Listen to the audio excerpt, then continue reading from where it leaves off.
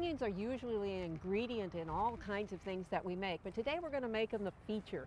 I'm going to make a marinated onion salad, and what I've got here, I went ahead and peeled an onion, and I'm using sweet onions. You can use other varieties if you choose, but I peeled it, cut it in half, and now I'm just making real thin slices here. Now, sweet onions are sweeter than the regular onions that we use, but they also taste sweeter because the sulfur content is lower and the water content is a little bit higher, and that allows you to perceive the sweetness a little bit more. I'm going to take off a little bit of the ends here. I don't want those there. I'm just going to break it apart into rings. And we're going to marinate this. It needs to sit as a marinade for at least half an hour, but you can make this up to 24 hours ahead and then serve it as a side dish with chicken, or it's really nice with roast pork and some things like that. So 1.5 pounds of sweet onions ready to go.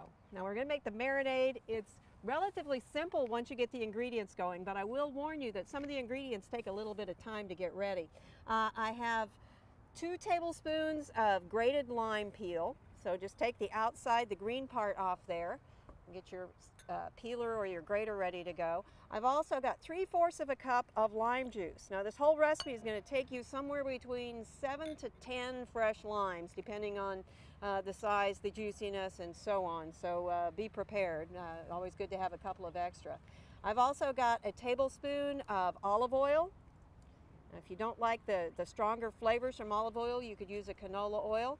I've got a clove of garlic that I've got minced up fairly finely. You could do this in a shaker jar. You could do it the way I'm going to do it, where I'm going to use a whisk. I've also added a 1/2 teaspoon of salt, and that's optional, so you could add that later on, but it does help the onions wilt down a little bit, but the acid does quite a bit of that too. And then 1/4 teaspoon of freshly grated black pepper.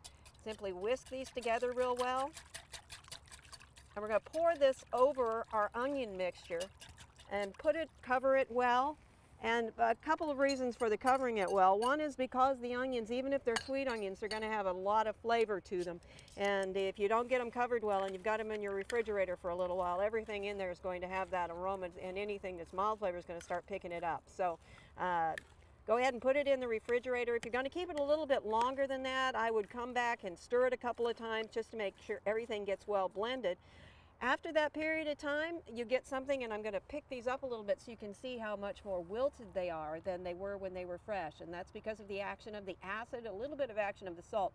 But there's so much acid in the lime. And do make sure you use fresh limes, because it's such a much better flavor than the bottled. And since the lime is going to be a strong part of the flavoring here, you're going to want to make sure you get fresh. I'm adding a little bit of cilantro.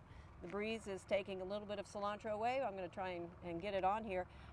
It's mostly for color, a little bit of flavor. If you don't like the flavor of cilantro, but you still want that color addition to it, go ahead and use some flat leaf parsley. It'll work just fine.